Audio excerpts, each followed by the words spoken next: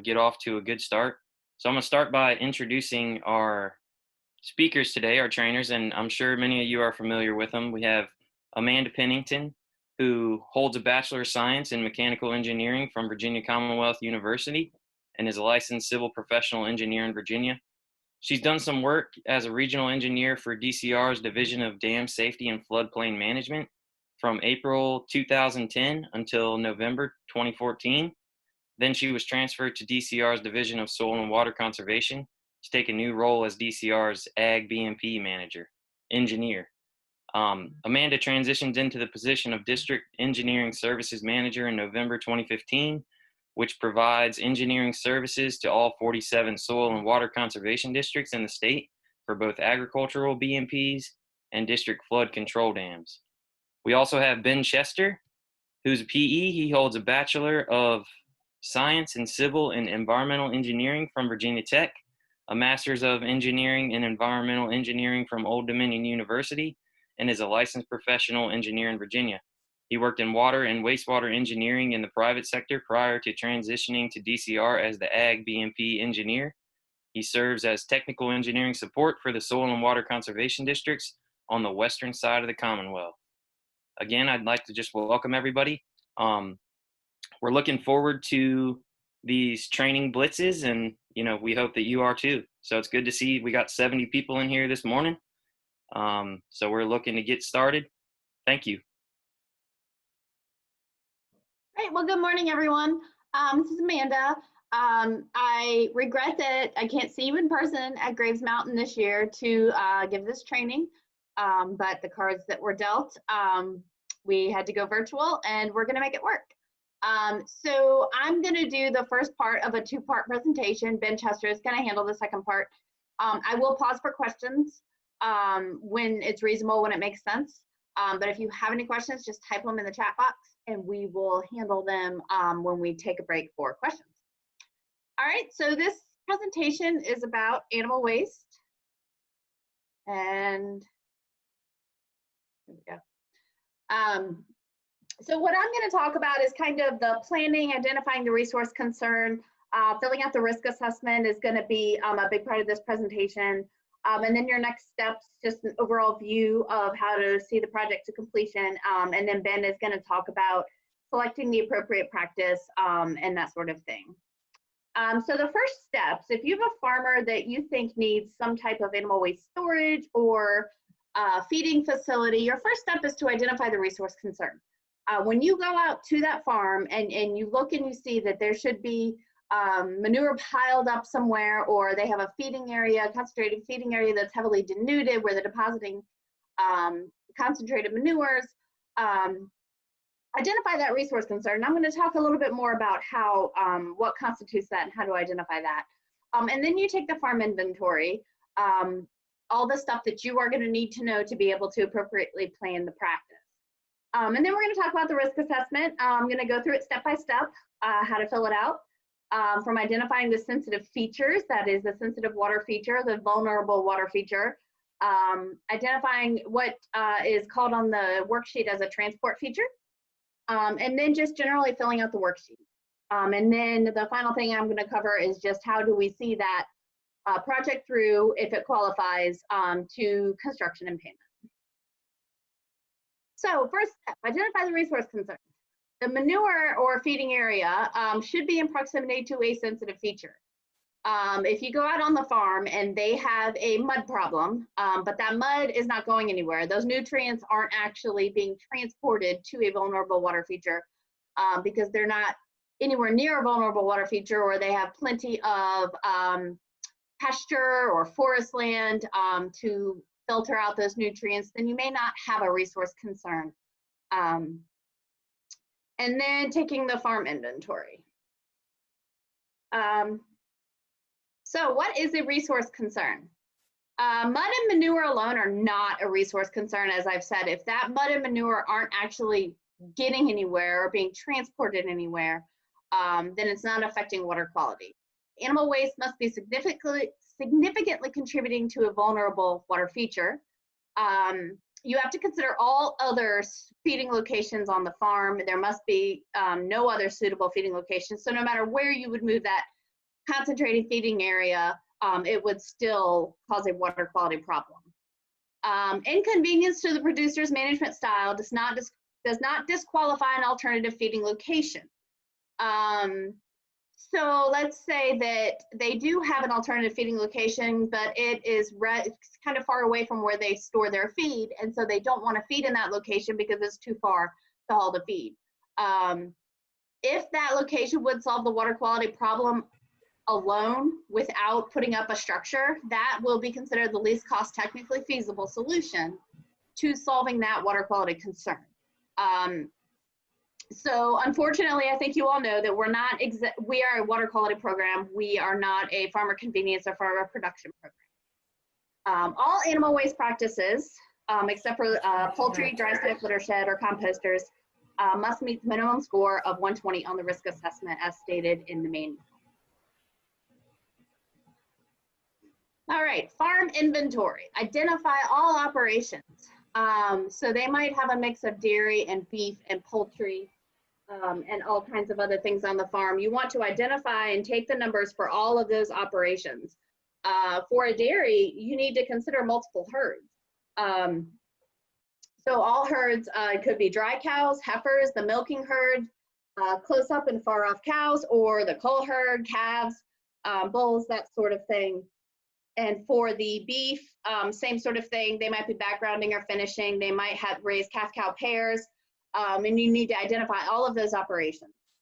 Another important thing to identify is which herd is causing the resource concern.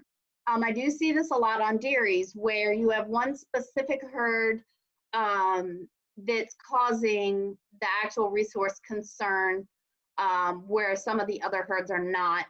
So you need to identify what herd is actually causing the resource concern, because we want to make sure that we solve that completely. Could be multiple herds, could be all the herds need to be included, but you do need to make sure you're collecting all those details. Collect all the animal numbers, animal weights, and management. Are they grazing? Are they in confinement? Do they do rotational grazing? Where are they currently feeding in the winter? Are they feeding in one concentrated location? Are they rolling out their hay? Are they feeding in hay rings? If they're backgrounding or finishing, how long are the animals there? Obviously, they don't stay there year round like a cow, the cow part of the calf-cow pair would.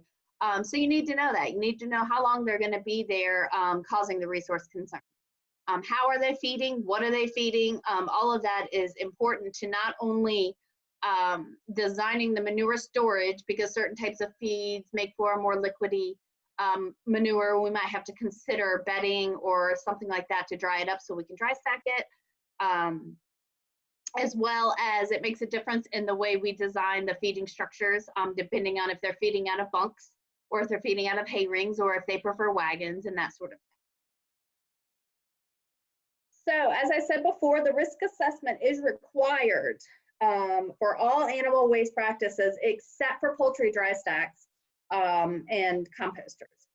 So you look at we have a long list of available practices now. I did cover these in a fair amount of detail at the VACS webinars, the VACS update webinars. And what we're going to do is also make that presentation available along with the presentation that Ben and I did at the annual meeting in December, because between the two of them, they'll have a lot of information that we're just not going to have time to cover today. So we'll try to make sure that those are available alongside this one. All right, so the risk assessment.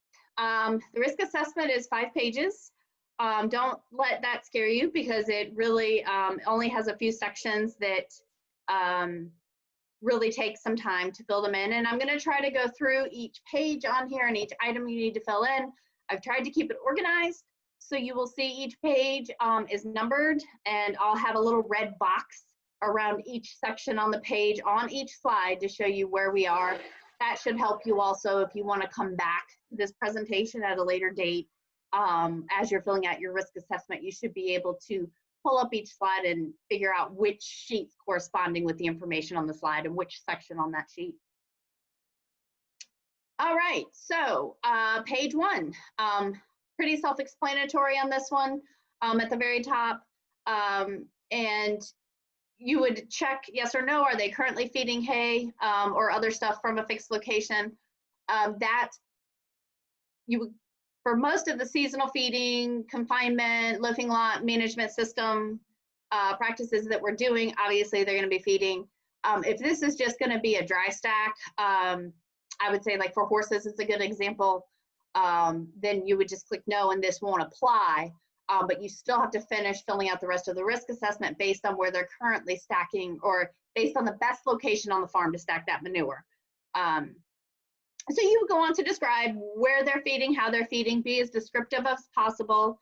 I talked about all that inventory stuff that you need to be collecting when you go out to your farm visit.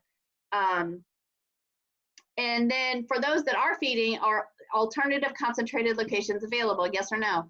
And I'm gonna have a slide later that goes over that where we've got maybe they're currently feeding in a location that would qualify for a feeding facility, but maybe moving that up the hill a few hundred feet, no, they're no longer qualified for the feeding facility because that alone has taken care of the resource concern because we've gotten it far enough away from the vulnerable water feature. So are there alternative locations available? You really need to assess the entire farm to determine that and maybe even run the risk assessment in multiple locations. And could the relocation of the concentrated feeding area reduce the risk to the water resources? If the answer is yes, then you almost can stop because you've taken care of the resource concern by moving it further away. Now you can run the risk assessment to check that and be sure that you are solving the resource concern by moving that feeding location. And then you need to describe any alternatives discussed with the landowner. So let's say you say to the landowner, hi, Mr. Landowner, you're currently feeding right next to the stream, but if you move it up the hill, that solves the water quality concern. Let's say the landowner says, yeah, but I don't want to do that. Document that in this section. Because as I just mentioned, that's not necessarily a viable answer to not relocating the feeding location. All right, so describe the alternatives discussed and then describe the selected alternative, whether that be we discussed all the locations we could move it and none of them would make it better, or we discussed moving it here and that's going to solve the resource concern or not.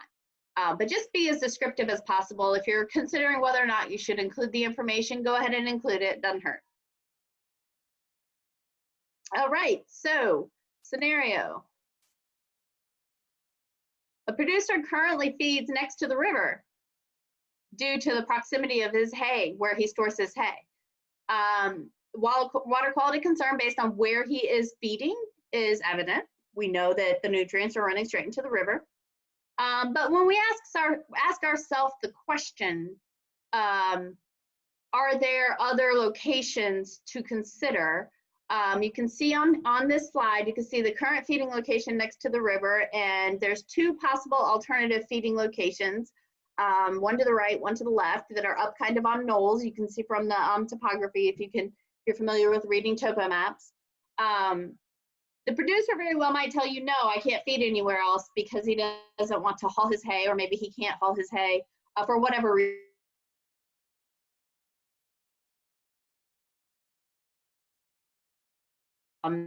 Mentioned before. So here's the same farm, and you can see possible alternative on the left is more than 300 feet from the water feature. There's no transport features. You can see from the topo. It's pretty, there's no defined channels, no existing buffers on the stream, no transport features, 15% slope with shallow soils. So this location scores 90 on the risk assessment. That does not qualify. That's not a score of 120. The other possible alternative is more than 100 feet to the water feature, no existing buffers, 12% slope, and this one scores 125. So this is the unfortunate downside of not having you guys in the classroom in front of me, because I would ask you, which location would you choose? Obviously, it's going to be the one that doesn't qualify for the animal waste structure, because moving that feeding location will effectively solve the water quality problem and is least cost technically feasible rather than putting up a building. Okay, So we're going to move on to page 2 of the risk assessment. The very top part is the manure estimator.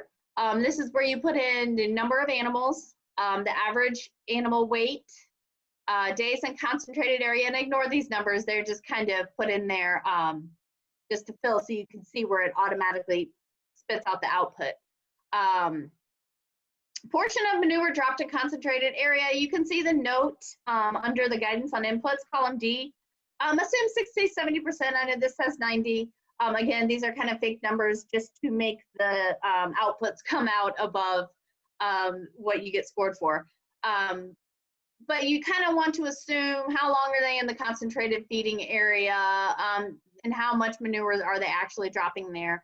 And that is going to vary probably depending on the operation.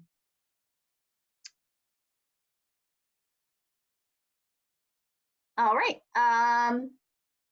So this is the chart. You can see on the red where I have it highlighted in red. This is the chart that based on the animal type, you would go to this chart and say, okay, well, I have this, I'm sorry, they use this chart to autofill the responses in the above chart, the previous slide. So it's based on the animal number, types, and weights entered. And it will give you the approximate nitrogen and phosphorus that is being deposited in the concentrated feeding location. All right, so based on the NMP output values from the manure calculator, you would select your number of points. In this case, and this is why I say these were fake points, I wanted to make it score 80 points for this section. So you can see the nitrogen is 30-38. If you go to this little table, you look, anything over 1,000 is an extreme loading of 80 points. And for the phosphorus is 1080, and anything over 390 is extreme loading for 80 points. So site information, this is where I think you're going to spend the most time filling this form out.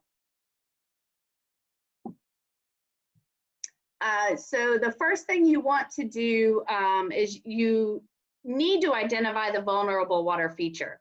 And then identify the length of overland flow to that vulnerable water feature, as well as the buffer width adjacent to that selected feature.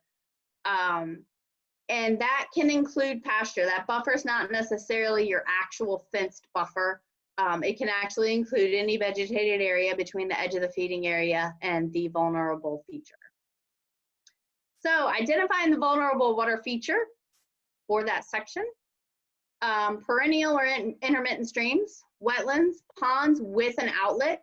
I know we talk about sky ponds a lot. When you're trying to determine if the pond is actually a vulnerable feature, you would look at it the same way as you do to qualify for an SL6. So we don't allow sky ponds or those fully excavated ponds that don't actually have an outlet. That would not be considered a vulnerable water feature because there's no connection to surface waters. And then springs. Karst is a big one.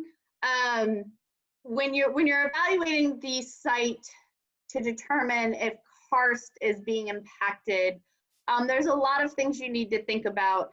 I know that a number of our farms are in karst areas because the valley is a very heavily animal farming area, and is, for the most part, at least in a karst area, I would say all up and down the 81 corridor.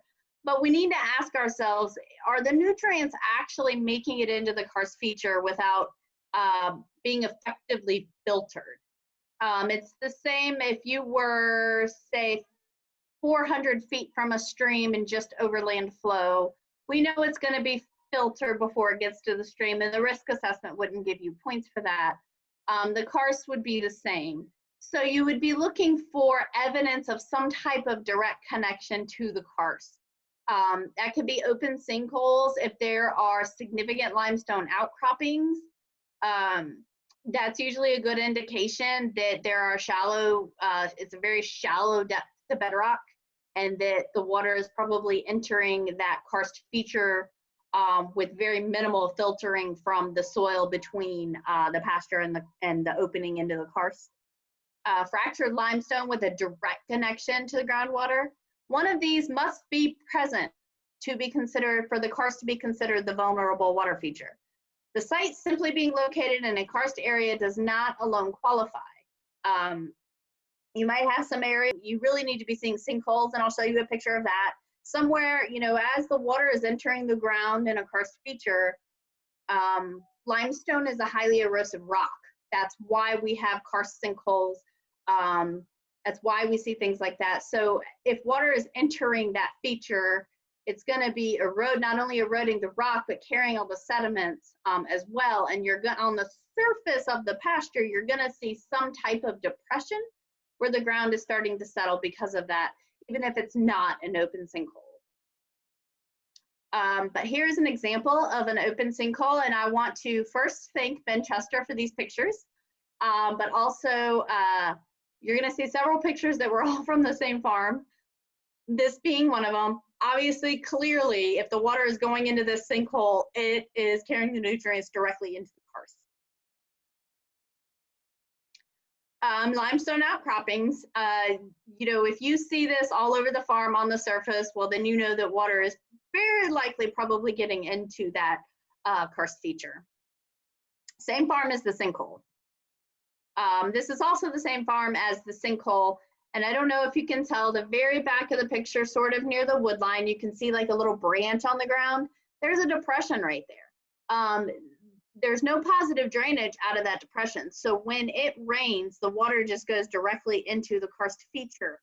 And I would expect that to, at some point, eventually open up into an open sinkhole. But that is a good indication that you've got something going on. You've got the water actually entering the karst feature when I was speaking about the rock and the sediments and the erodibility from the rainwater actually entering that karst feature. This is the type of thing you're probably going to start seeing. So let's pause. Kelly, do we have any questions? It doesn't look like we have any questions yet. Okay. And just a reminder, guys, if you do have any questions, just to type them in the chat box, and Amanda has put in some breaks for us to answer those questions. So without any questions so far, we'll keep rolling. Sounds good. All right, so now that we've identified the sensitive feature, right? It could be the karst, it could be a spring, wetlands, some type of perennial or intermittent stream. The first box on the risk assessment on page 3 is to identify the length of overland flow. So at the bottom of this slide, I have a little graphic, and I really like this graphic because it kind of shows the groundwater flow. You can see the subsurface flow. In between the groundwater and the subsurface flow, you usually have some type of confining layer of soil that doesn't allow that water to infiltrate very easily beyond that subsurface flow into the groundwater flow. But you can see the overland flow is usually going to be perpendicular to your sensitive feature. It's basically the movement of water downhill overland towards your water feature. There's no concentration in an overland flow by definition. And you want to determine the distance of the overland flow from the feeding area, which is that area adjacent to the feeding location with less than 60% cover. So it's not the entire field, it's not the edge of the field, it's the edge of the actual area that's being denuded to the water feature. And you would measure that if you were looking at a topo map, you would stay perpendicular to the contours from the edge of the feeding area down to the vulnerable feature. If you're in the field, I guess you could get your measuring wheel out and stand on the edge of the feeding area and just walk downhill to that sensitive water feature. So the buffer width adjacent to the selective water feature. This is the entire vegetated area between the edge of the feeding area, as I mentioned. It's not just the fenced out buffer. Because the pasture does provide, unless it's completely denuded, it does provide some filtering. So you would determine what is that area between the edge of the feeding area and selective water feature. Okay, so concentrated flow. Does the runoff from the animal concentrated area enter a transport feature within 300 feet of the edge of the animal concentrated area? And when you're going out to the farm to make your initial assessment to determine if there is a water quality problem, there's a good bet if you are more than 300 feet from the stream, spring, wetlands, karst, um, and there's no type of transport feature within that area. If you're more than 300 feet from a transport feature as well, you're not going to score. These are kind of the two defining score boxes on this sheet, and the magic number is 300 feet. So that's a really good way to gauge whether or not you think something's going to qualify without even running the risk assessment. Are you 300 feet from some type of concentrated flow? Is a good way to look at it. So identifying potential transport features. A swale, grass waterway, gully, or similar feature where concentrated flow occurs. This is a huge disadvantage of webinars, in that this slide, identifying these transport features, is something that really would do best in the field, where we could be outside looking at different areas and having a discussion as to whether or not there's evidence of concentrated flow, because you really need to see that evidence of concentrated flow. You're going to see some type of minor erosion, rill or gully erosion. You're going to see some type of defined channel.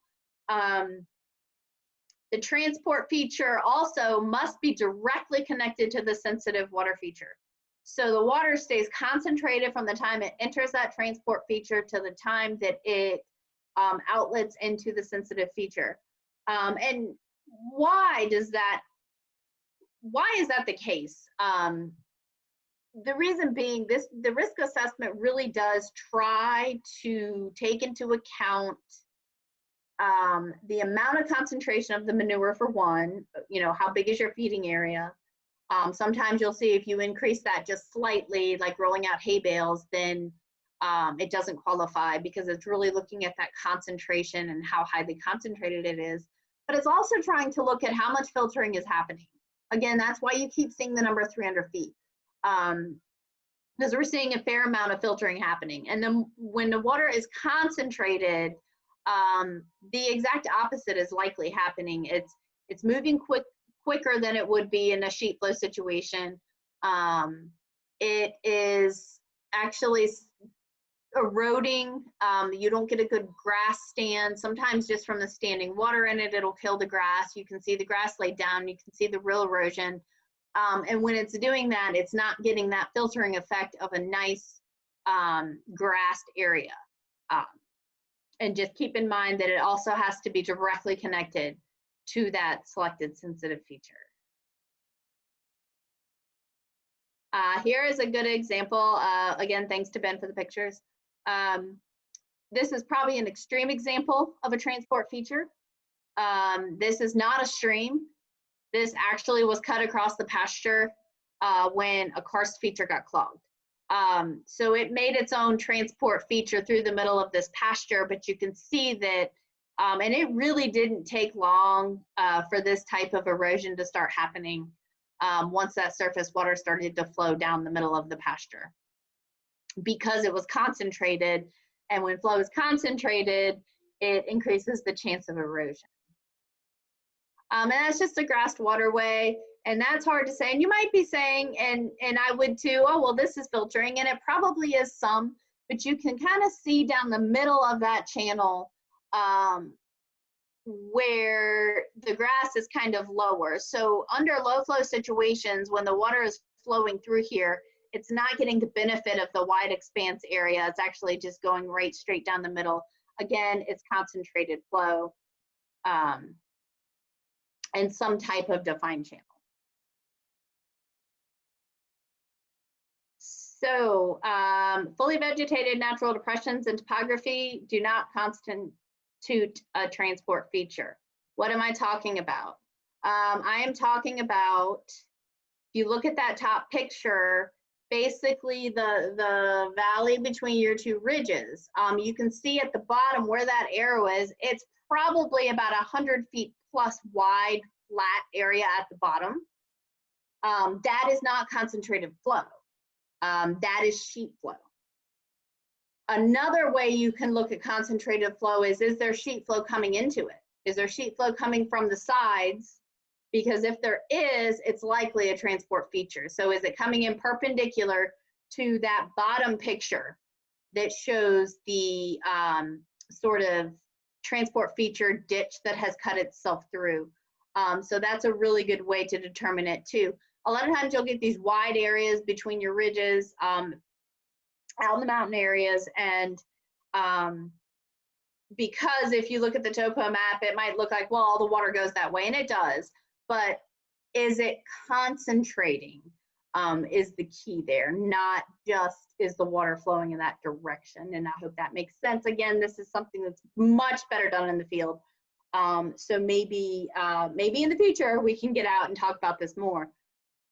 Examples of eligible transport features include gullies, intermittent stream beds, sinkholes, highly eroded bottom areas that provide no filtration before reaching a water feature. Again, that is key because that's really what we're looking at here. How much filtering is actually happening before that water gets to the vulnerable feature. And then points are awarded for either sections A or B, whichever is higher. So you're going to get points for either the sheet flow or the transport feature, but not both. And here is page 4. Moving on to that, is the vulnerable water feature or receiving water feature above classified as a high water value? Is it a TMDL? And it actually has to be a designated TMDL on that section of stream. In other words, just because we're in the Chesapeake Bay watershed, it doesn't make the receiving water itself a TMDL if that is not classified as such. And then environmental sensitivity index. This is where you kind of get points for a shallow bedrock. If you look at the Virginia Nutrient Management Standards and Criteria, if there's environmentally sensitive soils, you do get points for that. Honestly, I don't see this scored very often. I don't think I've ever gotten points for it or seen any that have.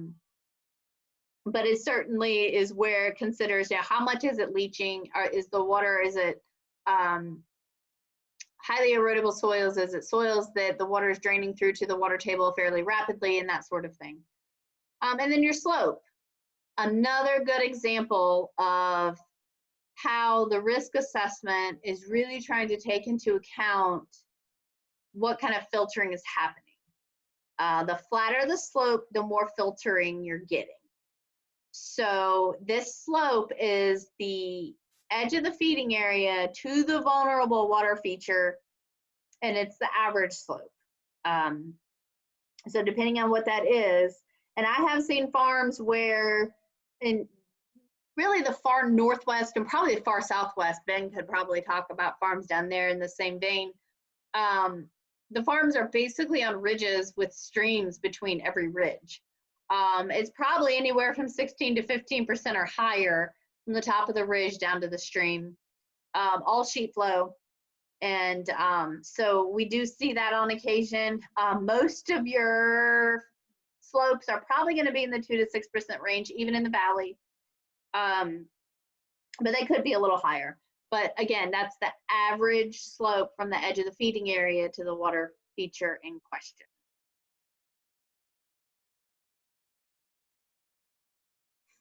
All right, and page 5. And this is really just some clarifying definitions that are used in the sheet. As you can see, it considers a buffer a permanently vegetated area. So that could be your pasture. It doesn't necessarily mean it's an actual defined fenced out buffer. High water value is a stream with a TMDL designation. And you do have to actually look for the specific stream with the DEQ designations. Again, it's not just because it's a Ches Bay watershed. Karst features, sinkholes, rock outcroppings, fractured limestone with direct connection. Vulnerable water feature, open sinkhole stream, spring wetland, pond that's receiving overland flow, and I want to add to that, there has to be some kind of outflow, otherwise the nutrients are just staying in the pond. And a transport feature, and then the heavy use area, ACA, which is basically either where they're feeding or where they are currently stacking the manure. Then also on page 5, it has a really good graphic of overland flow versus concentrated flow. Overland flow, if you're looking at the vulnerable water feature, there at the bottom is coming into the vulnerable water feature perpendicular. It's not concentrating. Concentrated flow is receiving some type of overland flow. I think that's important to remember, because if it's not receiving some type of overland flow coming into it, then it's not concentrated. You're talking about a wide flat area where the water may be spreading out more. So I do like this graphic to show the difference in the overland flow versus the concentrated flow. And we could probably talk a whole 2 hours on hydrology and overland flow and concentrated flow and all of that stuff, but that's for another training for another day. So just want to reiterate a few points that I went through earlier. Size of the concentrated feeding area, let's remember on page 1 where you fill that out, or page 2, I'm sorry. It's the approximate size of the muddy area, less than 60% cover. It is not the entire field.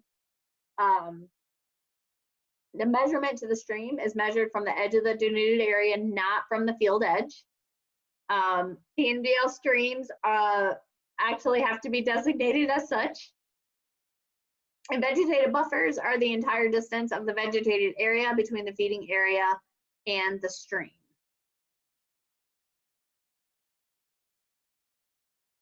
So let's say the producer qualifies. What's next? You're going to decide which animal waste practice both complements the producer's operation and solves the water quality issue. Ben's going to talk about this. And I think it's important to note that we do try to design these things to fit with the producer's operation and how they feed and stuff like that. Once they do qualify, they do have some options to make sure that it really fits their operation. We want to do what makes sense and solves the water quality problem. But always apply the least cost technically feasible option. And again, that might simply be moving the feeding operation up the hill to get it further away from the sensitive feature. Confinement structures really should be a last resort. This is the first year we've had that option in our program. We don't love it. We don't say, well, we want to start confining animals, but there are some farms, and Ben's going to talk about this, where confinement is going to be the only way to solve the water quality problem. One of the reasons why we put it in the VACS manual to give more flexibility, but I have been to several farms where there's definitely a water quality problem, but a simple winter feeding facility wasn't going to solve it. There was still going to be muck and mud and manure because it was just simply overstocked. So that's what you're going to think of in those types of situations. Must be sized for the herd present at the time that is contributing to the resource concern. Remember when I talked about identifying which herd on the property is creating the resource concern? This is what we're talking about here. We want to make sure that we size that facility to effectively solve the resource concern in the least cost technically feasible manner. We don't plan for, we don't size it for planned additions or future expansions. You guys are used to that. Same thing goes for a lot of the practices we do. Any components that are not eligible for cost share, so the owner wants to put in, he's having a PE design, his feeding facility and he wants to put a lean-to on one side or attach a hay storage to it or what have you, that's fine. But it needs to be in the design plan so that it is one comprehensive structure, because we don't want them coming in and adding on their own and affecting the structural soundness of that structure that might be under the 15-year lifespan. All right, so then the next steps, existing components, just talk a little bit about this. Or I guess let me pause for questions real quick before I go into this. We don't have any questions in the chat box right now. All right then. It means I'm doing a thorough job, right? Yes. Okay, so next steps. We want to assess existing components, the sizing, and I'm not going to go into a lot of this in detail. Sizing animal waste management system plan alone, again, is another 2-hour webinar. But we're going to touch on that, and then a site plan and design. These are all the requirements to start to move forward with the project so that you can get them under construction. All right, existing components. You have to assess all existing components on the farm. And any existing animal waste storage facilities that are still functioning and in good condition do have to be considered in the sizing. If you guys, you know, there are some of you that I work with that go out and send me pictures of these structures and say, hey, this is a fairly new, you know, what have you, and it's in good condition, and you just send me pictures and we're good with that. Or I'm happy to come out and do it for you, or Ben can do it for you. But, you know, we really want to try to make sure that we are not including something like the top picture that's going to fall down. That one's pretty obvious.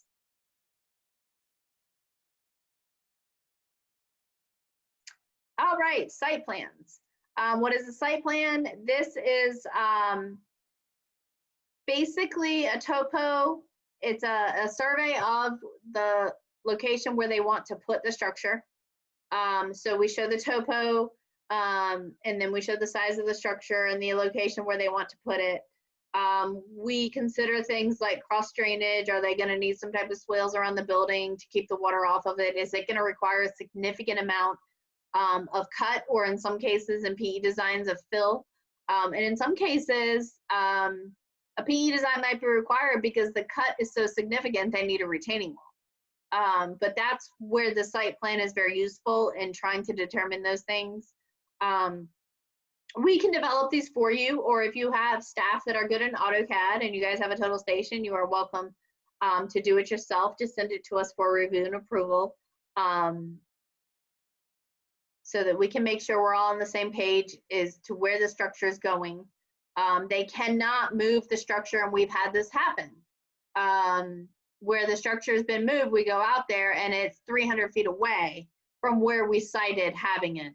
Sometimes it's not a problem, but we could run into issues with the cut and fill issues. They could be too close to a well. The engineer, the landowner maybe don't understand that you can't be more than 100 feet close to a well and that sort of thing. Got to be out of the floodplain. So it's really important to have that conversation with your landowners and the PE if they've hired one, and tell them that you cannot move the location of the structure without prior approval.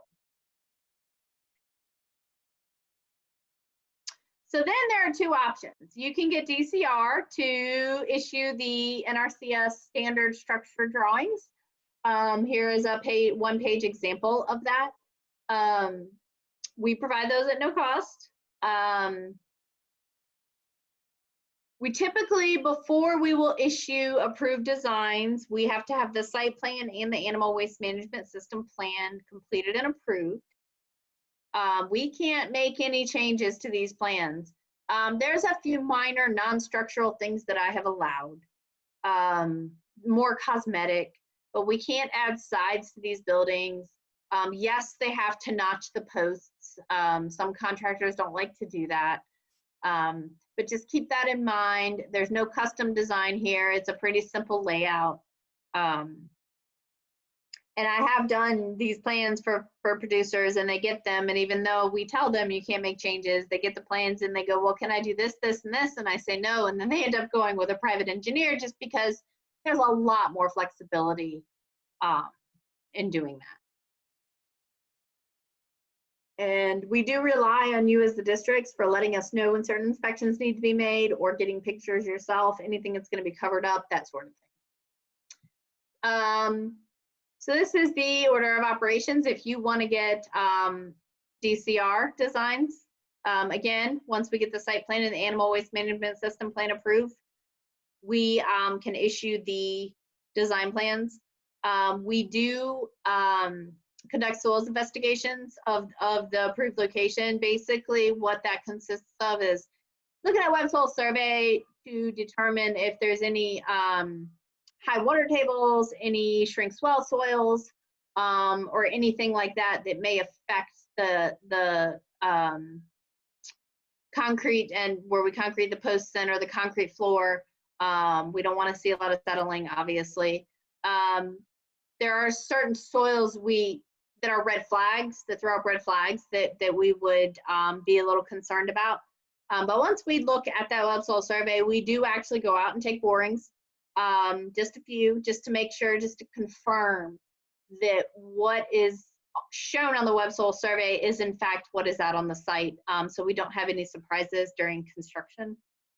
So once we do all that and issue the design,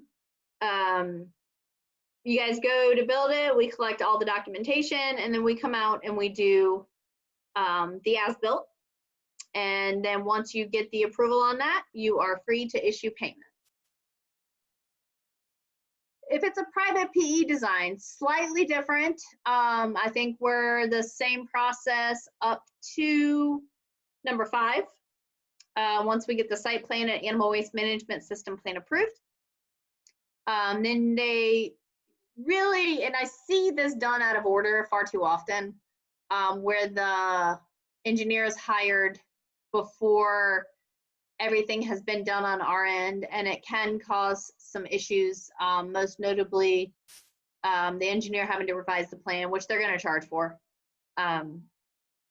So once they hire the PE, we do have to do a functional review of that plan. I think this is a good place to mention, some of you may have heard rumblings through NRCS that they're having issues with the process of structures of the PE designs. We are letting them pilot a quality assurance program before we try to get into it. We don't see any need to do some of the stuff that they're doing right now. Additionally, you know, they're able to send their plans to a whole design team in Fort Worth to review. We don't have a Fort Worth, we have a Richmond, and right now we don't even really have that, and that's just me. So you would hire the PE, and it's important to note that that PE has to be licensed in Virginia. I actually get that question occasionally, but yes, they do have to hold a license in Virginia. So once we do the functional review, we might have comments, we might not. We will send you an approval letter, and the PE would complete the as-built and submit it to you. There's really a lot less of construction inspections you as the district have to do when it's being done by a PE. Once the PE completes that as-built, DCR will come out and check the as-built to the actual construction. This is where we see the most issues. Whether we do have some PEs that are really good about doing their as-builts and making the contractor fix things. We have some that we're pretty sure don't actually go and inspect the structure. And they regurgitate their design, call it an as-built, and we go out there and there's significant differences. And the PE either has to do a new as-built saying that everything that's different is okay, or all the items have to be addressed. And we talked about this a lot at the annual meeting, and again, I'm going to make those presentations available with this one. But the reason for that is if the contractor just does his own thing because he thinks it's better or for whatever reason, and something, and we just approve it, something happens down the road, the structure fails. Even though it was designed by a PE and certified by a PE, they're still going to come back to us and say, well, DCR, why did you officially accept that structure? We're still going to find ourselves in the middle of it. The PE very well could say to the owner, well, that's not what I designed. You changed it after I left. Not my problem. So there's a lot of liability issues. And as far as I am concerned, this is probably the single most important step in the process to verify that these structures are actually designed per the as-built. Then if something happens down the road and the structure fails and the as-built was accurate, then we have a lot more reason to put the PE on the hook for that. So once we approve that, you guys can issue payment. And that is all I have. Before I turn it over to Ben, are there any questions? Yes, Amanda, we do have a couple questions this time. So, is that order of operations list available on DCR's engineering webpage for the different scenarios? It is not, but we will certainly do that. We like checklists, right? We'll get you some more checklists up. Okay, great. And then would you just touch base again on the scenario when moving the feeding location will solve the resource concern, but the alternate location is not easily accessible by equipment in the winter when feeding from the fixed location would be occurring? What to do in those scenarios? So I'll say if it is not accessible at all, and there are some areas in the mountains that aren't, I would consider that. If it's a matter of the farmer doesn't want to go that far, then that's a different story. I think that's going to be really site dependent. Ben, being that you have far southwest, do you have anything you want to add to that? Not specifically, but yeah, that is one of those difficult situations where you have to somewhat rely on just general understanding of farming and accessibility. And sometimes the farmer has to explain or show specifically why that field or location is not accessible. Yeah. Yeah. And if it truly isn't, I think we would be reasonable in that regard, but that's a very site-specific determination.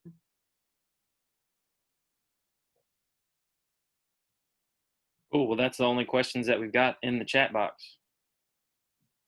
All right. Ben, I'm gonna stop sharing. You wanna take it over? Yep.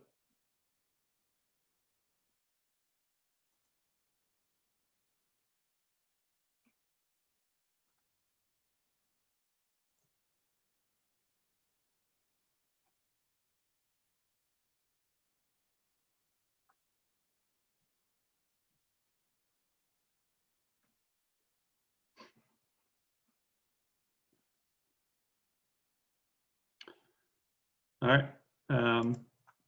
Hopefully you're able to see my screen.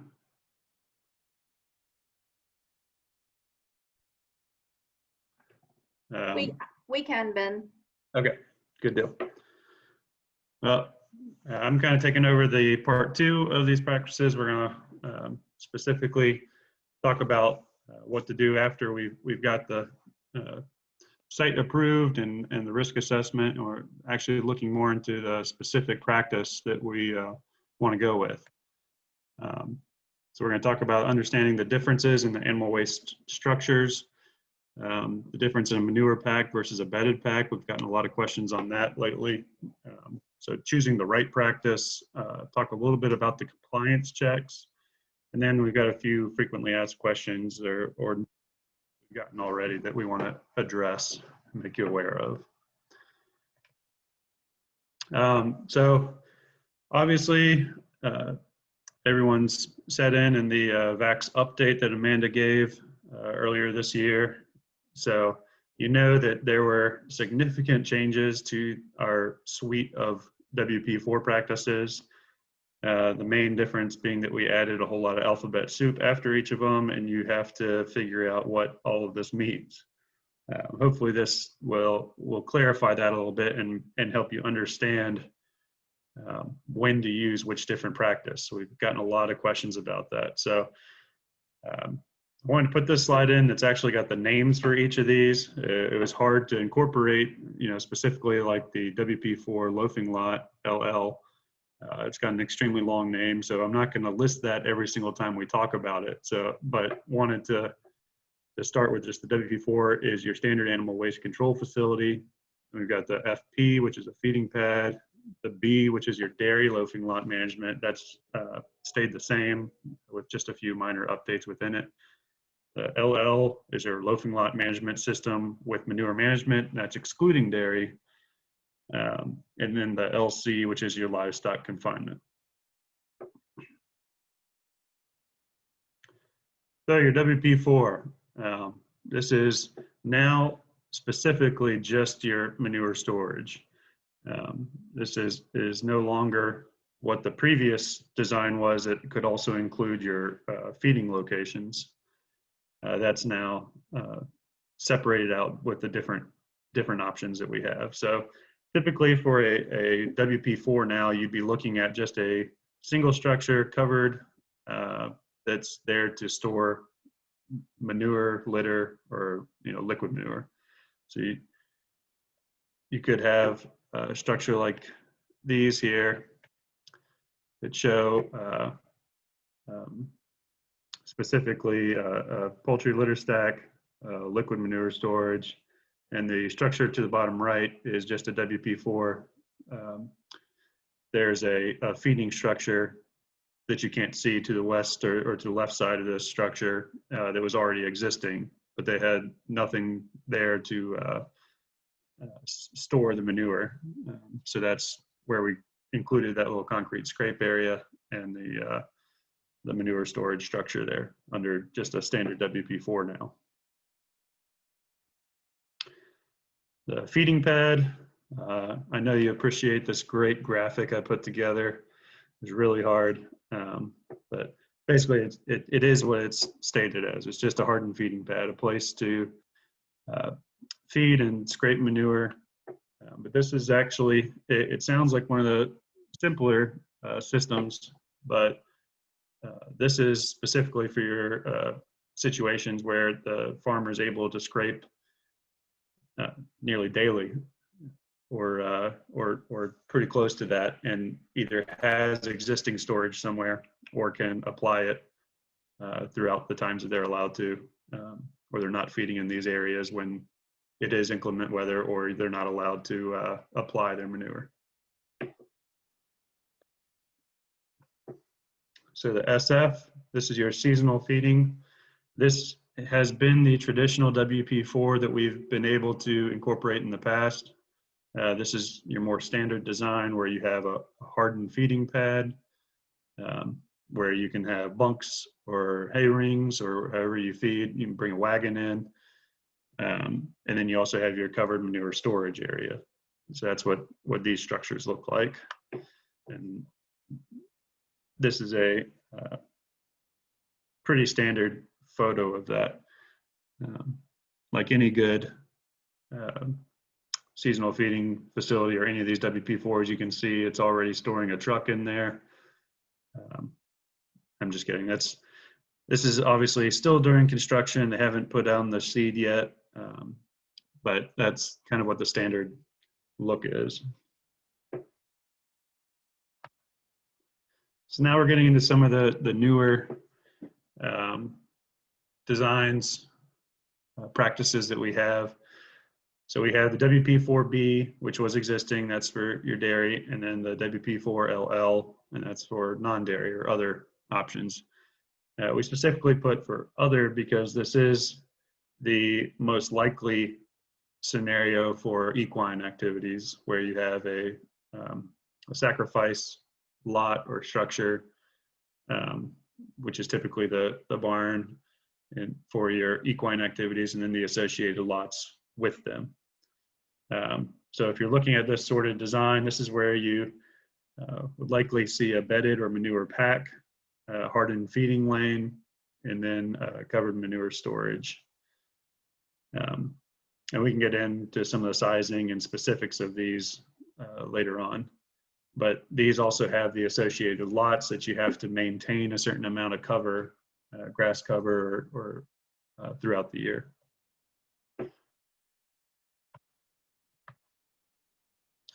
So this is a good example of that, where there's a pack barn. This was a dairy that had been converted to a beef operation. So they have a pack barn there and a dry stack for the feed lane.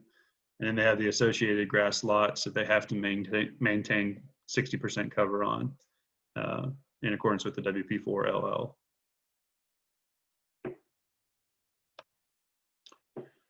So the worst case scenario, the last new practice that we have is the WP4 LC. LC is livestock confinement. So this one is similar to the other structure, the LL, where we have a bedded or manure pack. We've got a hardened feeding lane, and then we have covered manure storage. The difference in this one is that we no longer have loafing lots. The associated lots or paddocks or grazing area now all has to be, or pasture now has to be converted to hay or cropland, and you can no longer put cattle out or other livestock out on those lots. So they are converted 100% to confinement, the animals are.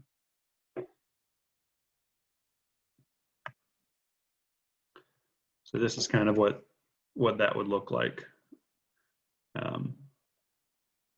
Which you may have seen some of these before, but there's a lot of different options for this sort of design as well.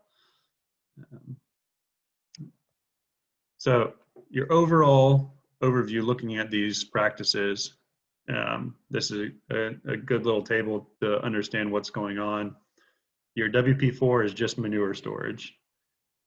Your WP4 feeding pad is just a hardened feeding area. It does not have manure storage as part of it. SF is what we're used to, and that through the previous WP4, and that's just a manure storage and hardened feeding pad. Then the B and LL also include some covered loafing area and grazing management. And then the last one was livestock confinement, where basically the cattle are confined 100% of the time, and there's no grazing associated with that. So that's a good little table to help you understand where we're going with everything. Any questions before we move on? We don't have any questions in the chat box, but I think Raleigh is very jealous of your graphics, Ben. I doubt it. No, just kidding. So manure pack versus bedded pack. This has been a question we've gotten a few times already. So we wanted to kind of talk about it here.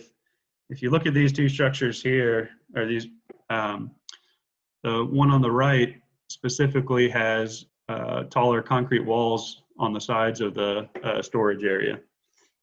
So this allows the bedding and the bedded pack to grow over time and fill up that area without spilling out into the feed lane, which is off to the right there.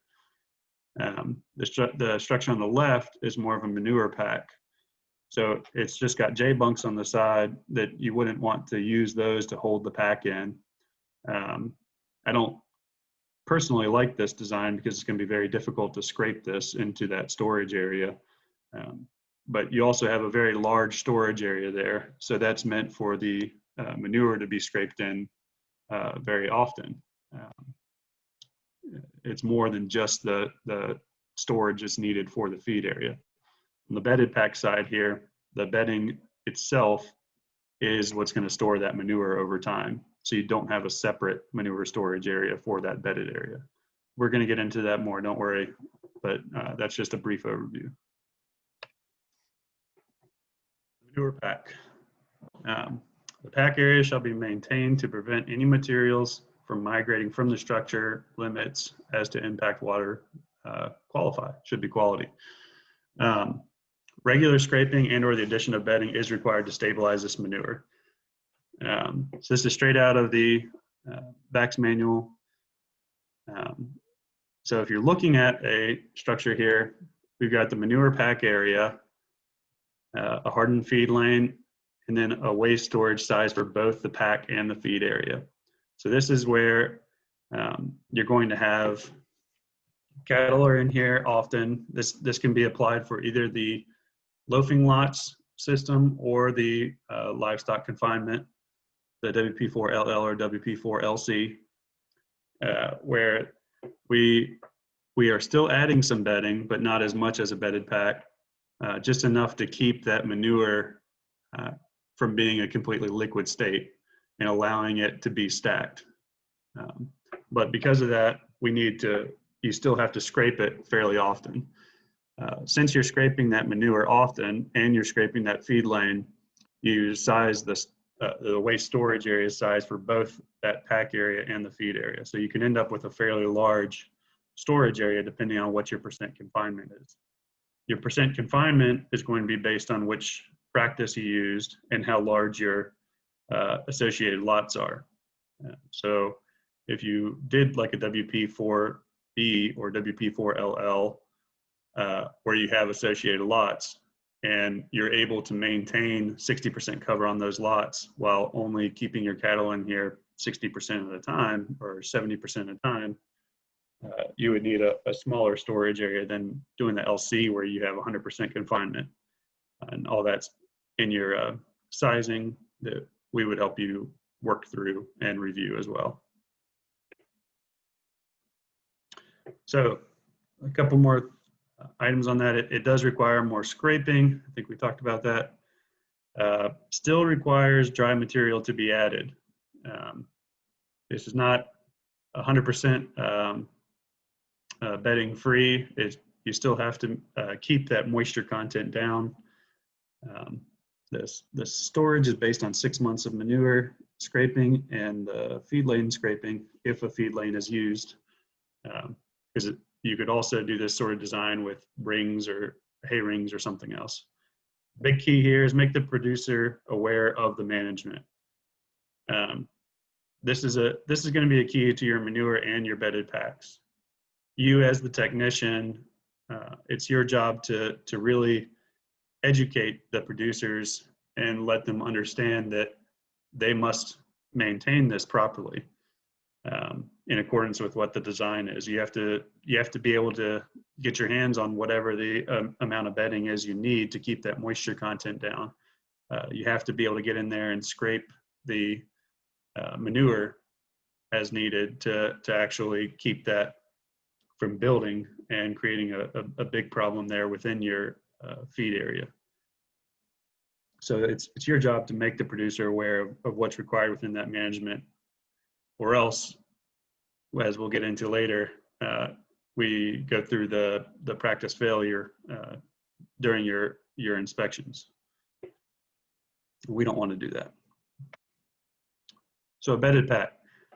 Bedded pack area must be maintained to ensure dry conditions for livestock. Dry material, tillage, ventilation, and or aeration may be needed to maintain proper bedding conditions. Minimum of 4-foot walls to contain the pack. So that's from that earlier picture we talked about, where you actually have the 4-foot walls surrounding your bedded pack area. So the pack area grows or builds on top of itself as manure is added throughout the days and bedding is added and tilled to mix with that and hold that moisture. One thing to note, that ventilation and aeration may be needed, but that's not something that is cost shareable on our cost share list. We don't pay for aeration fans or forced air or anything like that. So looking at a bedded pack design. So in this one, you've got a bedded pack area. You can see where you've got the concrete walls around it this time, specifically to hold that pack. You may have a larger separate feeding area.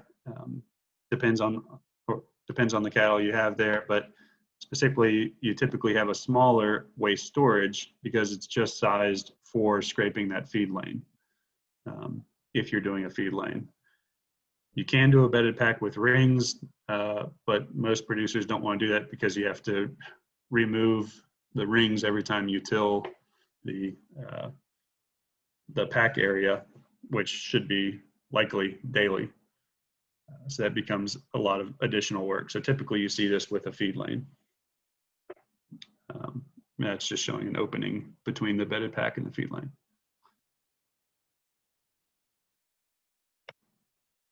So bedded pack area, this serves as your manure storage for the loafing lots, for loafing times, sorry. So that the pack area itself is what's going to collect most of that manure. It's sized based on the percent confinement, again, which changes based on if you have associated lots or if it's 100% confinement. This design requires lots of dry material or bedding. If you were able to sit in on the NRCS pack barn design that happened, I think, last year across the state, one of the scenarios they did came up with something along the lines of a tractor trailer load of sawdust was required every 2 weeks or something like that to maintain the proper moisture content to be a proper bedded pack. So again, this goes back to your job as a technician is to make sure the producer doesn't set themselves up for failure. I know right now it's pretty difficult to get sawdust. It's getting expensive. And there's other items you can use, cornstalk, things like that, that count as dry material. But if you don't have access to that and don't have enough to maintain the proper moisture content, then you're really setting the producer up for failure. And these are expensive practices that we really don't want to go back and have to ask them to pay back. Be really difficult for a producer. These require regular tilling and turning of the bedding. And the dry stack is sized for the feed lane only, if a feed lane is used. So that's the bedded pack. Are there any questions on the manure pack versus bedded pack before we move on?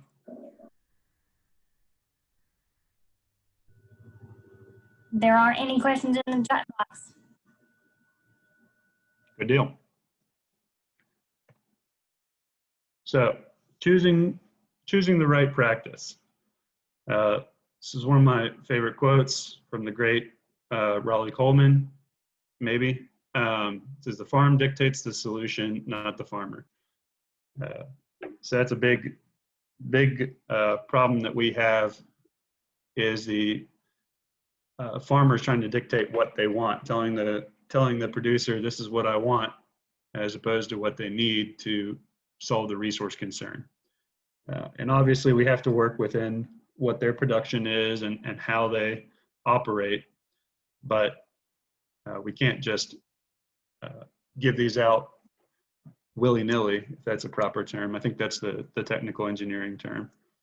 So our primary goal here is to solve the resource concern via the least cost, technically feasible solution. You're probably tired of us saying least cost, technically feasible solution, but ultimately we're working with taxpayer dollars and we are just trying to solve water quality resource concerns.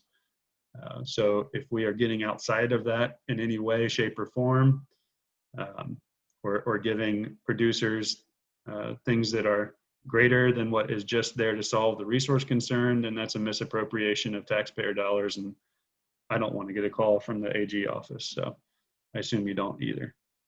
So what are not our primary goals? Getting rid of mud. You probably heard Amanda talk about that earlier. We're saying it again because we get that question a whole lot. It's super muddy while I'm feeding down here in the winter. I say, yeah, that's tough, but that's not, we don't solve mud concerns. Make the pastures look better, increase production. Or my favorite, I want to get a barn like my neighbor got. That's far too often the reason why people want these designs or these structures is because, well, my neighbor got one and I want one too. Well, your neighbor has a resource concern and you don't, so we can't help you.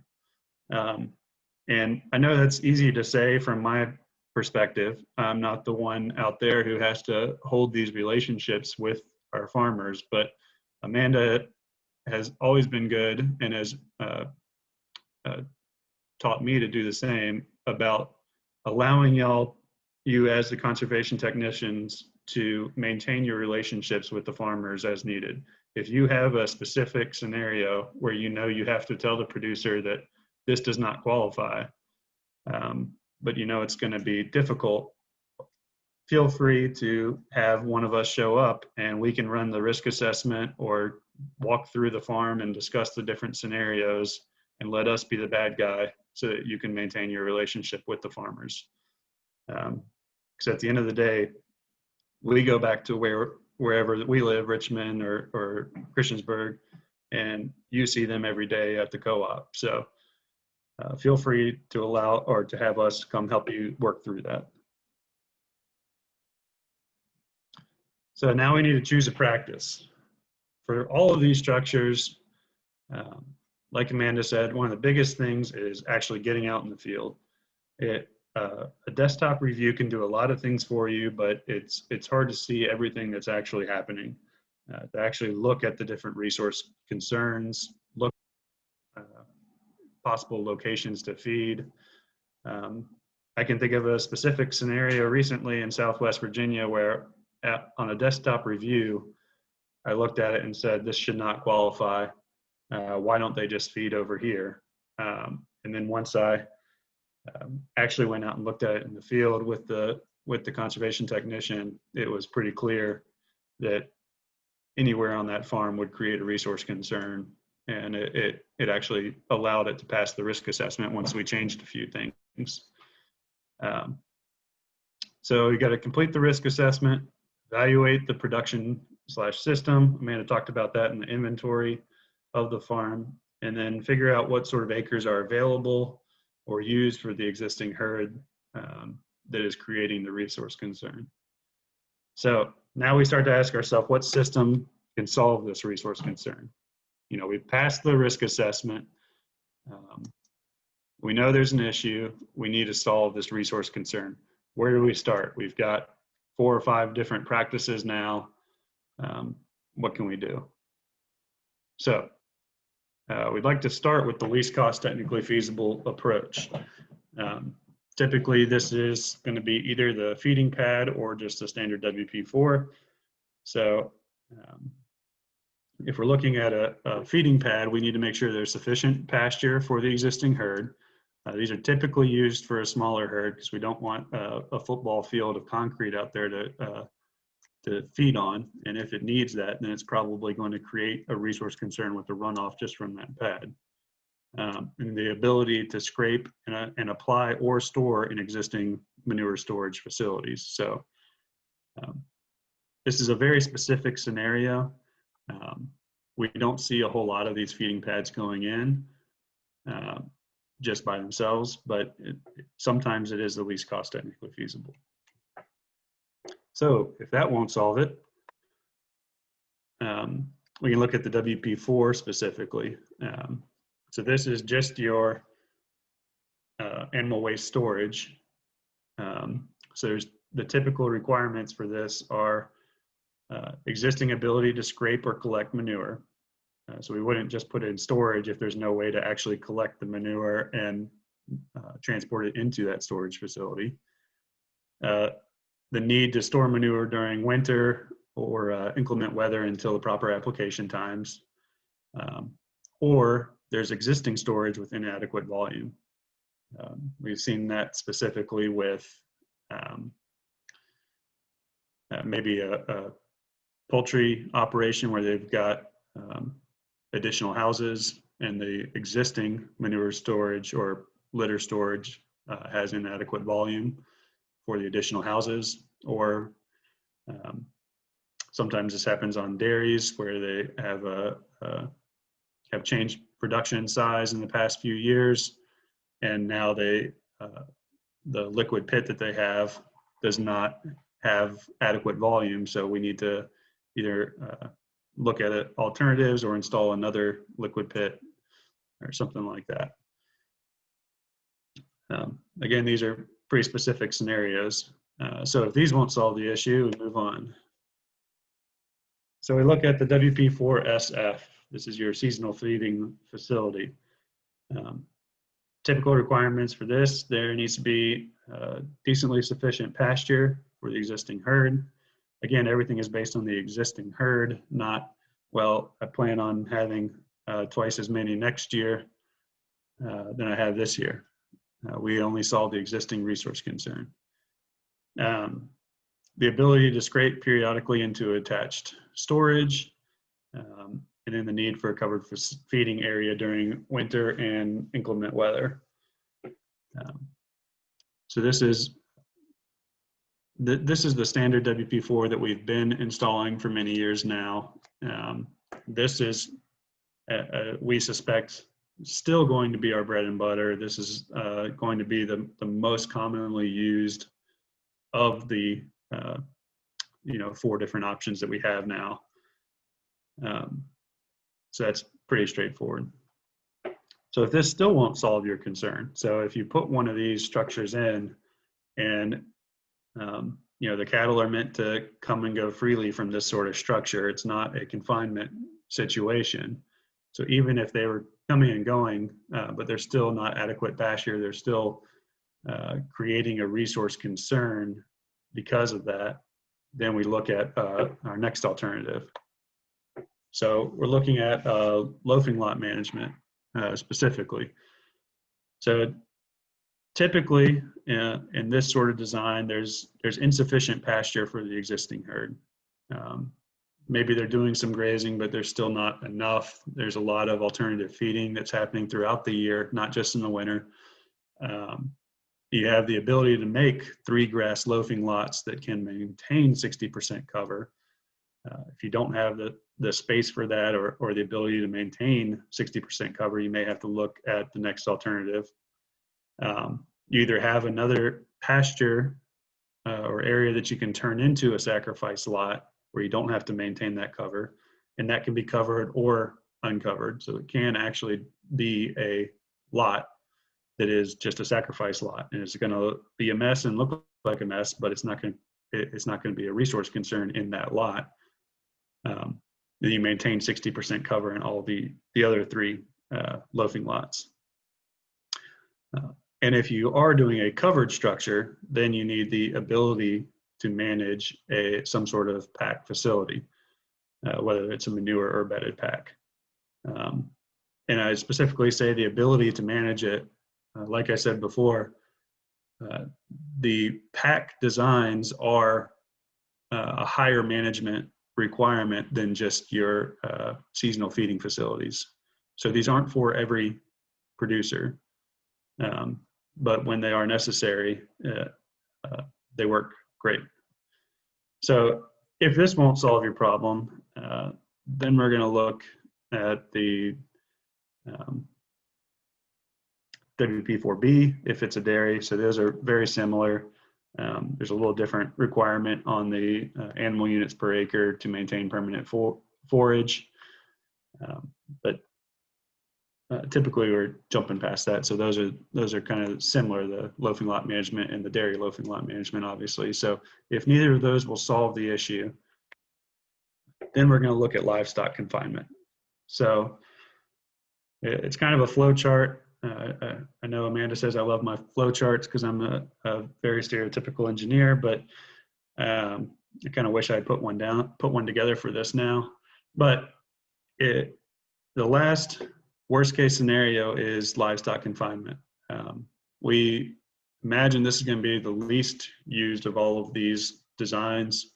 But when these are needed, they're very specific, very necessary. So this is when you definitely have insufficient pasture for the existing herd or loafing lots. You have the ability to convert the pasture to hay or crop. You have the ability to manage a pack facility, and there's no existing water facilities or exclusion under contract. That's key. So you have to have that to be able to qualify. The reason why that is a requirement is because we didn't want people who just put in an SL6 and have a 10 or 15 year requirement and are getting a buffer payment, all this other stuff, to then come in afterwards and put in a livestock confinement structure, and they're no longer using any of that area. It's all converted to crop, and now we've got corn rows next to waterers, and they're still under contract. So in order to qualify for this, you specifically have to not have any of your watering facilities or exclusions under contract. And if this still won't solve your resource concern, then we recommend just converting the farm to an Airbnb and cutting your losses. Not really, but before we move on, are there any questions on that quick look at determining what the best practice is and kind of walking through looking at the different scenarios there? There are no questions in the chat box. Good deal. Everyone's either asleep or something else, I'm not sure. Oh, something popped up. Hang on. We're at a farm and they have a mess. Can they repay the SL6?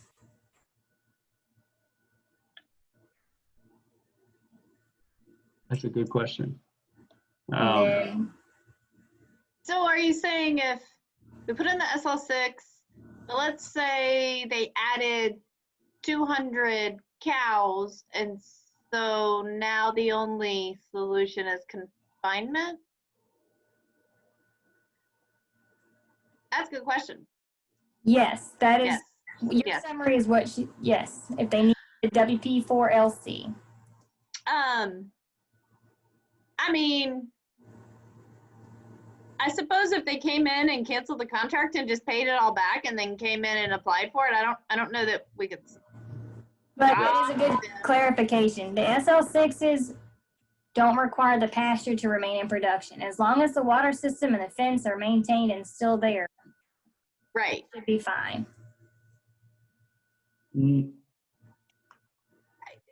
Yeah, I mean, gosh, we'd have to look into that. I mean, I don't know if they would want to do that. The whole purpose of it is just to prevent them, like you say, from getting the SL6 and then it going to waste, because then all the livestock suddenly get confined.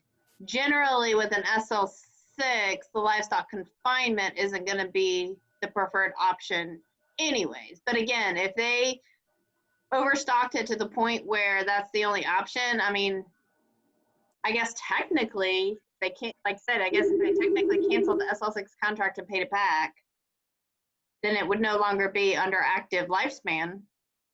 Right. That's not a direct answer, but Yeah, I think that they could either cancel it, pay it back, or allow it to basically go through the practice failure scenario to where they don't have an active contract. But I definitely think that this is something we would want to look at programmatically, probably bring David Bryan into it and consider this scenario. And hopefully this is not a common scenario. This should be a, once or twice across the state sort of thing. But I think that's a great question, and we probably want to look at it a little bit more internally before we made an official answer, if that makes sense.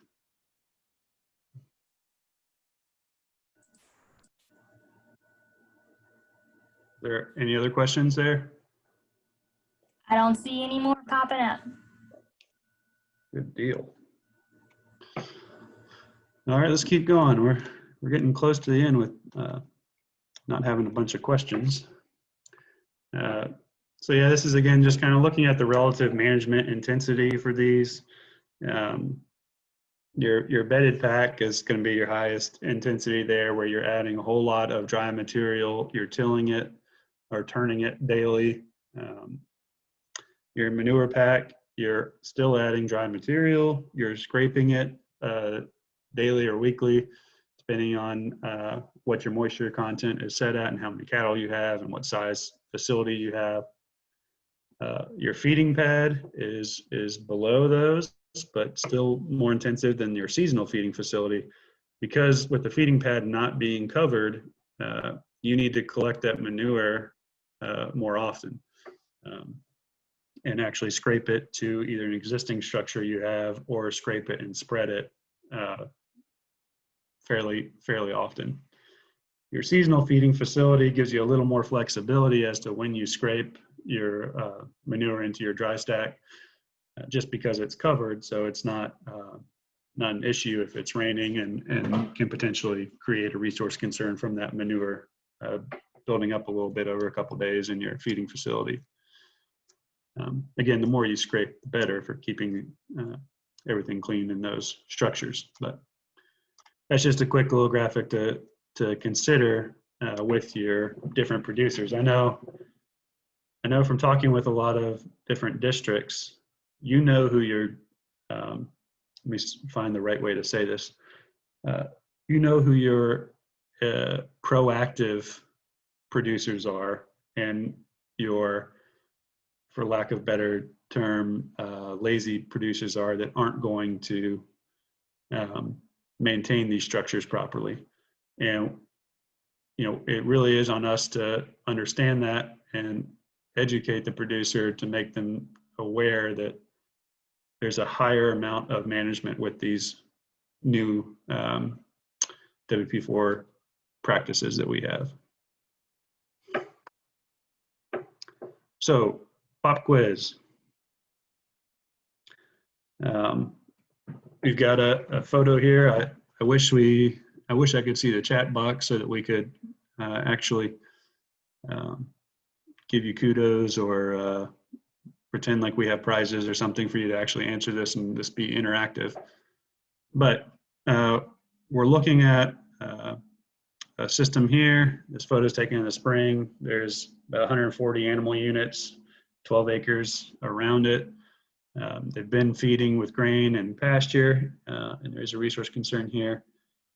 So what sort of WP4 would we look at for this? Likely the LL. So this is a good example where we could do manure or bedded pack in one of these existing structures, and you know, maintain grass cover on these associated lots. So this next one here, we're looking at a farm here down in Southwest. It's got 90 animal units on about 170 acres here. Feed is typically pasture and some hay in the winter. What sort of structure would we typically look at for this? This is a great example of a standard WP4 SF. You know, your seasonal feeding facility, these are the structures we've been putting in over the past few years through the existing WP4. And this is your covered feeding pad with attached covered manure storage.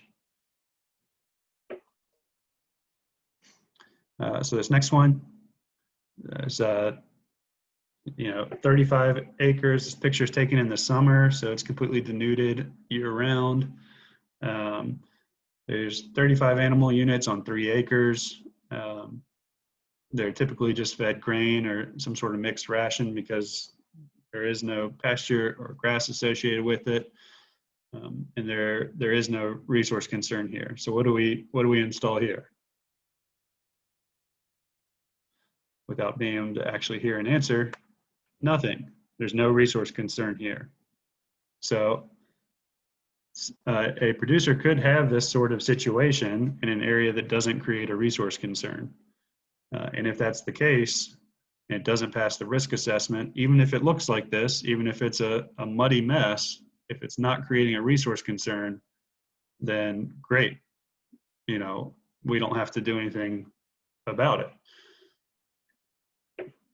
But let's look at it if it did create a resource concern. So let's say this is, you know, all draining into a creek or river right next to this. There's no other place to, you know, there's only 3 acres on this farm. You're not going to get far away. So this is a good situation where we'd probably look at livestock confinement. There's no other way to solve this resource concern on such a small farm that's, you know, highly overstocked, and you can't maintain any actual coverage on an area like that. So one of the other things to consider are the compliance checks. This is something fairly new this year. All of our pack facilities and loafing lot systems are requiring the compliance checks. So year one, you're going out and after the project has been completed for a year, and you're looking at all the different facilities included in the associated fields or lots, making sure they are maintaining a proper moisture content. They're tilling the bedded pack. They're storing everything properly. And they're actually operating the system as designed. And if they are, then great. You get a gold star, and we move on to years 4, 8, and 12 of doing the same sort of checks, making sure that they are in compliance. Non-compliance is going to be considered a practice failure and addressed as such. So if you look in the manual under the practice failure scenario, you're looking at they're given a maximum grace period of 6 months to actually come back within compliance. If you look in the spec specifically, there's more information about what happens if they go through the practice failure, but of when you have to pick back up your compliance checks after that, if they've solved the issue and have started operating it correctly. But ultimately, there's a potential scenario where they have to pay back a refund of the state cost share funds. So, you know, we really, I know I've said this a couple of times, we really don't want to set these producers up for failure. These are highly intensive management styles. And we don't just want to be going around asking everyone who wants a livestock confinement facility and throwing these up everywhere, because it could really create some issues. And the more of these structures go in, the more difficult it's likely going to be able to purchase that dry bedding, depending on where you are across the state. Let's see. So a couple frequently asked questions. The producer needs a loafing lot management system, some sort of bedded pack, and storage for the manure in the feed lane. Do I need to sign them up for a WP4LL and a WP4 for the storage of the manure in the feed lane? No. So the manure storage is cost shared on as a component of the LL. Anytime that you're doing any of these WP4 practices, they should, the single practice itself should address the resource concern for that herd on the farm. So you should not have to, there should never be multiple WP4 practices for a single herd. So you should never double sign up any herd on a farm. Can we have a solid bedded pack and a liquid feed lane as part of the WP4LL? A liquid storage for beef is likely never going to be the least cost technically feasible. The only time where I can see something like this being applied would be where you've converted a farm that was a dairy to a beef farm. And it would still only likely be the least cost technically feasible if the liquid storage facility we're talking about was already existing. So we would use that as a component of the WP4LL. So we would basically just be working on installing a pack area or a pack barn and using the feed lane to store that area in the existing liquid storage facility. I can't imagine it's ever going to be the least cost technically feasible to build a liquid manure storage pit just for a beef operation.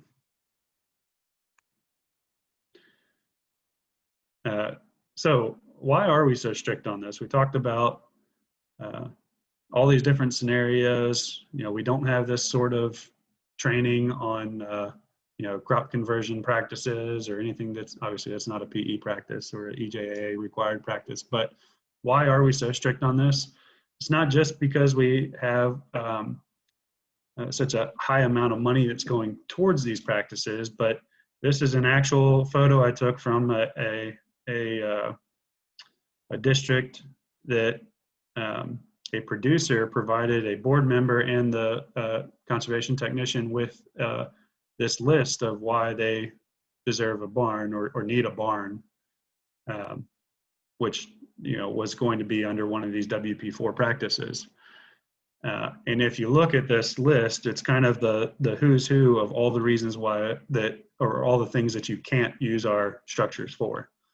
But this is specifically why they said they wanted one. And this is what we're trying to combat. We need the structures to be solving a resource concern, and that's their main and sole purpose, really. And they're used to be a place to feed or confine that we can collect and store the manure to appropriately discharge it or apply it in the proper times. Not for a stable for riding horses, not for breeding purposes. You're not supposed to store your equipment in there. So yeah, that's part of why we are so strict. All right, so I'm done about 15 minutes early because we have not had a whole lot of questions, but are there any additional questions so far? Not in the chat box. I guess if you guys got any questions, you know, you'd want to type them in there real quick, and hopefully we can get to them. And if you have more specific questions or you're shy about chat box, feel free to email us later on, and we can help you out there. But any questions you have, I'm sure would be good for the group. We've got one here. Any basic sizing guidelines? So within the actual practice specification itself, depending on what you're looking at, we can size for up to 75 square feet per animal unit for your pack facilities. And then we have our sizing worksheet for your manure storage, which of course we can also incorporate the waste feed worksheet, and we can adjust the percent confinement based on what your sort of structure you're designing for. And of course, we're definitely more than willing to help you work through any of that sizing information. And of course, we'll be looking at it either way as part of your animal waste management system plan review.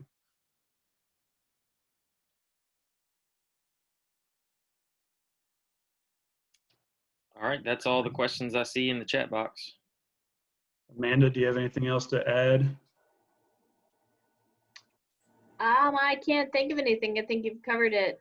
Really, maybe just more on the basic sizing guidelines. Like Ben alluded to, we also have, you know, maximum sizes for the feeding facility for square footage. All the loafing lots for the 2 loafing lot practices do have a maximum sizing. So they're each specifically called out in the spec.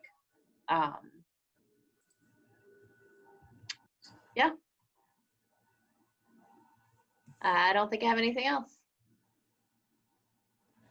All right, well, I will just say thank you guys for signing in today for our first virtual training option for our Graves Mountain employees training. We had a maximum of 85 participants sign in today, and we are gonna have a list of everybody that needs their CEUs, so make sure you're keeping up with that as well. Don't forget to register for all the other trainings that have been posted. for the next couple of months. Keep your eye out for emails through the Association's All District and the VACDE listserv. If you are an Employees Association member and you are not receiving emails from our VACDE listserv, please let me or Corey know. And if you have any questions about today or any other trainings coming up, please reach out to us. We are here for you. So have a good rest of your day, and we will look forward to more virtual trainings to come.